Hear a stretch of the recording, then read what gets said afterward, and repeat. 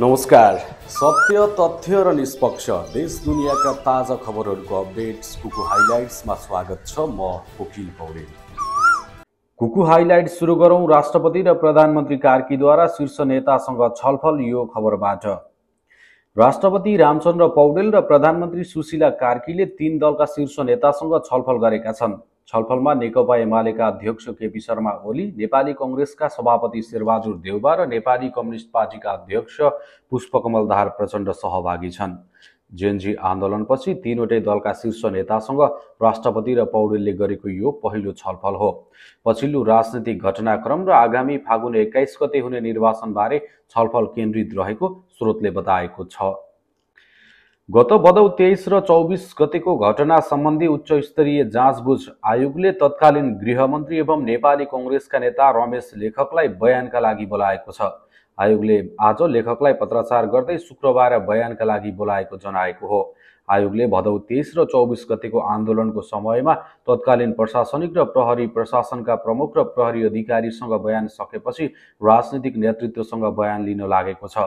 आयोगले लेखकको बयान लिएपछि तत्कालीन प्रधानमन्त्री केपी शर्मा ओलीलाई पनि बयानका लागि झिकाउन पत्र काट्ने तयारी गरेको छ।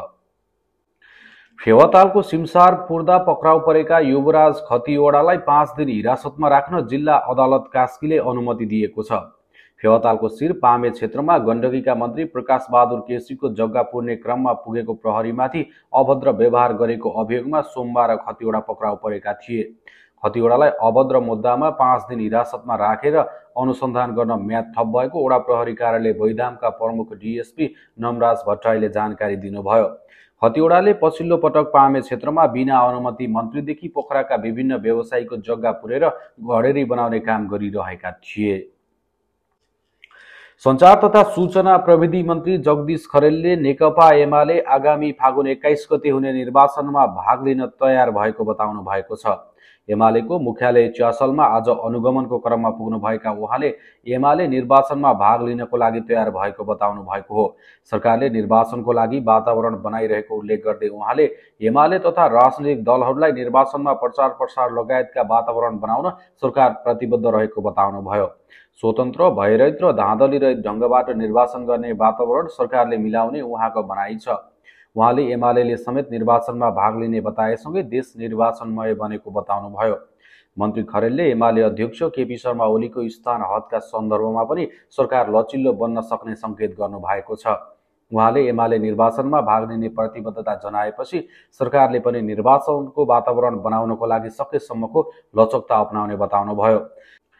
नक्कली शैक्षिक प्रमाणपत्र पेश गरेर प्रहरी सेवामा प्रवेश गरी लामो समय काम गर्दै आएको आरोपमा नेपाल प्रहरीका एसएसपी वरिष्ठ उपरीक्षक विरुद्ध भ्रष्टाचार मुद्दा दायर भएको छ। अख्तियार दुरुपयोग अनुसन्धान आयोगको केन्द्रीय कार्यालय टङ्गालले नेपाल प्रहरी अस्पतालमा कार्यरत एसएसपी लालबाबु गिरी विरुद्ध मंगलबार विशेष अदालतमा भ्रष्टाचार मुद्दा दायर गरेको हो। आयोगका सहायक प्रवक्ता गणेशबहादुर अधिकारीका अनुसार गिरीको एसएलसीको प्रमाणपत्र नक्कली भेटिएको छ। उनले सन् 1988 मा Bihar school examination board Patna भारतबाट एसएलसी पास गरेको भन्दै प्रमाणपत्र पेश गरेर प्रहरीमा भर्ना भएका थिए। तर बिहार विद्यालय परीक्षा समितिमा बुझ्दा उनले त्यहाँबाट एसएलसी पास नगरेको भेटिएपछि मुद्दा दायर गरिएको बताइएको छ। पटनाको अभिलेखमा अन्तिम क्रमाङ्क 576 रहेकोमा गिरीले पेश गरेको प्रमाणपत्रमा भने 718 भेटिएकाले उनले नक्कली बनाएर पेश गरेको दाबी अख्तियारको छ। उनले 2050 सालमा पीसीएल नर्सिङ र 2063 सालमा post basic bachelor in nursing गरेका थिए। उनी 16 पुस 2052 मा प्राविधिक सहयोगीमा नेपाल प्रहरीमा सेवा प्रवेश गरेका थिए। उनी अनिवार्य अवकाश पाउन जम्माजम्मी 1 साता मात्रै बाँकी थियो। नेपाली कङ्ग्रेसका नेता डाक्टर शेखर कोइरालाले महाधिवेशन केही समय पर धकेलिन सक्ने बताउनु भएको छ। कृष्ण प्रसाद भट्टराईको 102औं जन्म जयन्तीको अवसरमा आज काठमाडौँमा आयोजित कार्यक्रमलाई सम्बोधन गर्दै उहाँले यस्तो बताउनु भएको हो। उहाँले कङ्ग्रेसको अधिवेशनबारे सबैमा चासो देखिएको भन्दै महाधिवेशन कुनै नौलो कुरा नभएको बताउनुभयो। महाधिवेशन हरेक 4 वर्षमा हुने नियमित प्रक्रिया रहेको बताउँदै सञ्चार माध्यमहरूले धेरै चासो देखाउन जरुरी नरहेको उहाँको भनाइ छ। आफूले महाधिवेशन सार्न नखोजेको स्पष्ट पार्दै सिरियल नम्बर नभएको क्रियाशील सदस्य बाँड्ने कामले केही समय पर धकेलिएको बताउनुभयो। आफू 26 पुसमै महाधिवेशन हुनुपर्छ भन्ने पक्षमा रहेको पनि स्पष्ट पार्नुभयो। तपाईं अहिले कुकु हाइलाइट्स हेर्दै हुनुहुन्छ। कुकु हाइलाइट्समा अब पालो आर्थिक समाचारको। डलरमा बढ्दा तिर्न बाँकी सार्वजनिक ऋणको दायित्व चुलिएको छ। चालु आर्थिक वर्षको सुरुमा कुल सार्वजनिक ऋण 26 खर्ब 74 अर्ब 4 करोड रहेकोमा मङ्सिर मसान्तसम्ममा 1 खर्ब 14 अर्ब 48 करोड थप वृद्धि भई कुल सार्वजनिक ऋण दायित्व 27 खर्ब 88 अर्ब 53 करोड पुगेको छ, जुन कुल गृहस्थ उत्पादनको 45.66% हो। कुल सार्वजनिक ऋणमा मङ्सिर मसान्तसम्ममा वैदेशिक ऋणको हिस्सा 53.32% तथा आन्तरिक ऋणको हिस्सा 46.68% रहेको छ। गत महिनाको तुलनामा अमेरिकन डलरमा भएको विनिमय वृद्धिले नेपाली मुद्रामा तिर्न बाँकी ऋण दायित्व थप बढ्न गएको सार्वजनिक ऋण व्यवस्थापन कार्यालयले जनाएको छ। कार्यालयले सार्वजनिक गरेको विवरण अनुसार चालु आर्थिक वर्ष 2082 र 83मा जम्मा 5 खर्ब 95 अर्ब सार्वजनिक ऋण परिचालन गर्ने लक्ष्य राखिएकोमा मङ्सिर मसान्तसम्ममा 1 खर्ब 75 अर्ब 12 करोड ऋण प्राप्ति भएको छ। कुकु हाइलाइट्समा अब पालो खेल समाचारको। आउँदो जनवरीमा काठमाडौँमा हुने आइसिसी महिला टी20 विश्वकप ग्लोबल छनौटको समूह विभाजनसँगै खेल तालिका पनि सार्वजनिक भएको छ। नेपाल क्रिकेट संज्ञानले आज खेल तालिका सार्वजनिक गरेको हो, जस अन्तर्गत आयोजक नेपाल समूह बीमा परेको छ। नेपाल सहित 10 टोली सहभागी हुने प्रतियोगिता जनवरी 14 देखि मुलपानी क्रिकेट मैदान र तिर्बी क्रिकेट रङ्गशालामा सुरु हुनेछ। जनवरी 14 र 16 मा वार्म अप तथा जनवरी 18 देखि मुख्य खेलहरू सुरु हुनेछन्। समूह ए मा Bangladesh, Ireland, Namibia, Papua New Guinea र अमेरिका छ। यस्तै समूह बी मा नेपाल, स्कटल्यान्ड, थाइल्यान्ड, नेदरल्यान्ड्स र जिम्बाब्वे छन्। नेपालले पहिलो आफ्नो खेलमा 18 जनवरीमा थाइल्यान्डसँग माथिल्लो मुलपानी क्रिकेट मैदानमा खेल्नेछ।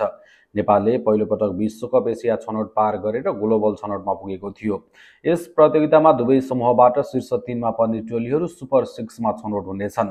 सुपर 6 बाट शीर्ष 4 टोलीहरू सन् 2026 मा हुने महिला टी20 विश्वकपमा छनौट हुनेछन्। कुकु हाइलाइट्सको अन्त्यमा अन्तर्राष्ट्रिय समाचार। कोरियाको पहिलो व्यावसायिक अन्तरिक्ष प्रक्षेपण यान हानबिट नानो मङ्गलबार ब्राजिल स्थित प्रक्षेपण स्थलबाट सफलतापूर्वक उडान भरे पनि केही समयपछि दुर्घटनाग्रस्त भएको छ। यसको सञ्चालक कम्पनी इनो स्पेसका अनुसार यानमा असामान्य समस्या देखिएपछि दुर्घटना भएको हो। अलकान्तारा अन्तरिक्ष केन्द्रबाट बिहान 10:13 बजे निर्धारित समयमै रकेट प्रक्षेपण गरिएको थियो। पहिलो चरणमा रहेको 25 टन थ्रस्ट क्षमताको हाइब्रिड रकेट इन्जिन सफलतापूर्वक प्रज्वलन भएपछि यानले ठाडो रूपमा उडान सुरु गरेको थियो। तर करिब 30 सेकेन्ड उडानपछि यानमा असामान्य अवस्था देखिएको र त्यसपछि पूर्व निर्धारित भू सुरक्षा क्षेत्रभित्र खसालिएको कम्पनीले जनाएको छ।